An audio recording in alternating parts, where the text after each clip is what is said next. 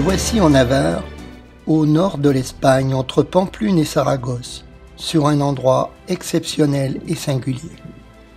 Le désert des Bardenas, un lieu unique en son genre qui s'étend sur 42 500 hectares, c'est une des plus vastes zones désertiques de la péninsule ibérique.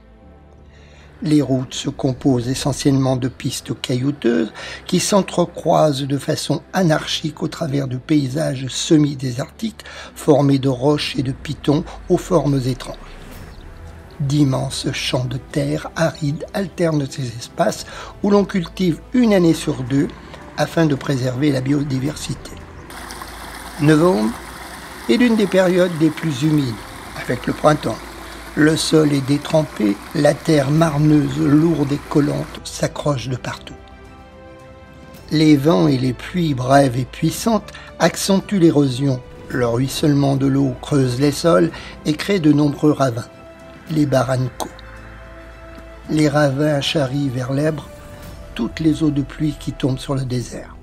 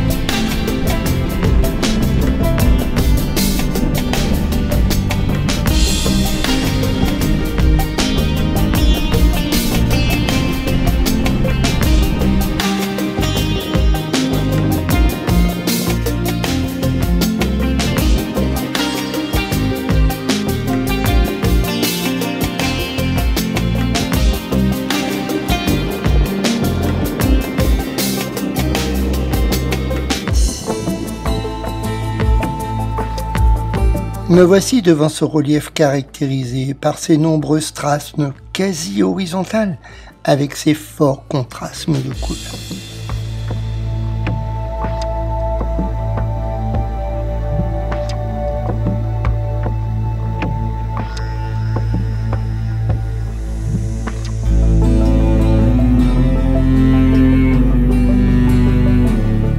Plateforme au joli point de vue sur l'immense plateau désertique où j'aime à prolonger ces instants devant ces dessins éphémères des ombres du soir qui se prolongent vers l'horizon.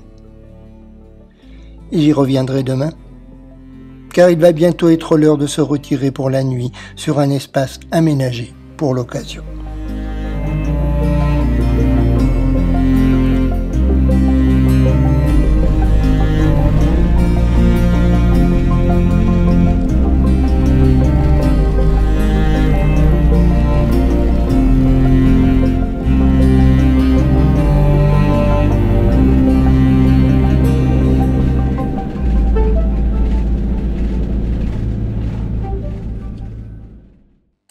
Ce matin, c'est le vent d'ouest qui apporte leur défilé de nuages, pluie et gouttes froides.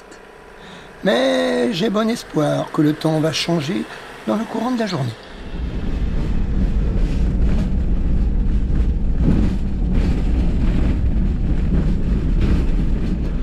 Eh oui, il faut conduire, il faut filmer, il faut faire tout à la fois, et puis regarder le paysage.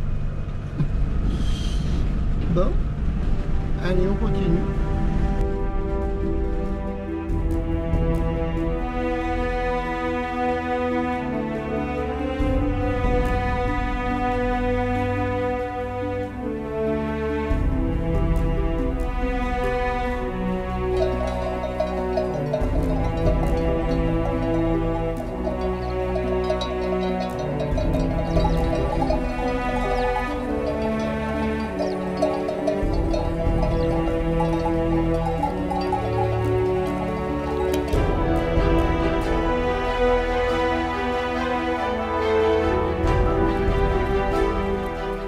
Chaque année, près de 25 000 moutons et chèvres quittent les estives des hautes montagnes pyrénéennes pour se rendre sur les terres des Bardenas. Les troupeaux fréquentent la région entre septembre et avril. où ils doivent s'accommoder d'un herbage peu luxuriant sur la pauvreté de ces sols argileux.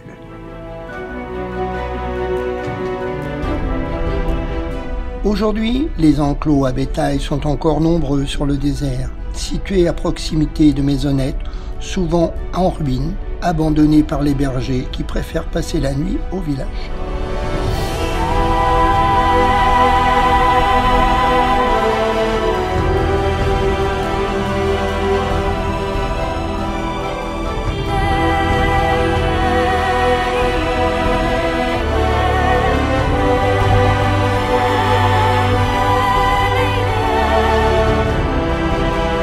Décor de western, sur fond de paysages appropriés, où l'on peut imaginer à chaque instant voir surgir la cavalerie à la poursuite des Indiens, ou son contraire.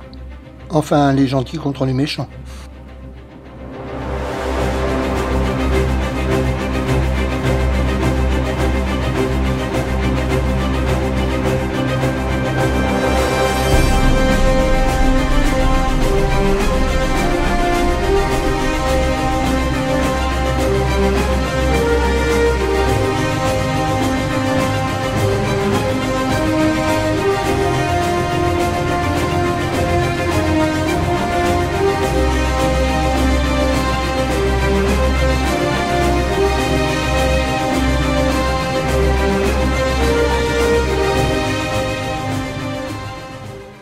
Le Castil de Tierra, la cheminée de fée, forgée par l'érosion et le vent, un des points d'intérêt le plus connu, véritable emblème du désert des Bardenas. Au sommet du Castil de Tierra se trouve une pierre cubique où il y avait une statue de la Vierge et l'enfant, aujourd'hui disparue.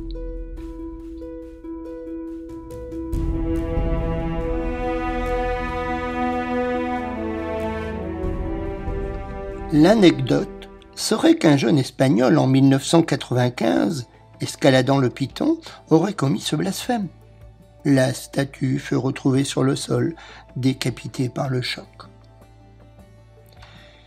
Voilà, ce petit voyage s'achève ici, et j'espère vous avoir fait rêver, vous donner l'envie de faire ce détour, si vous avez l'occasion. Dépaysement assuré.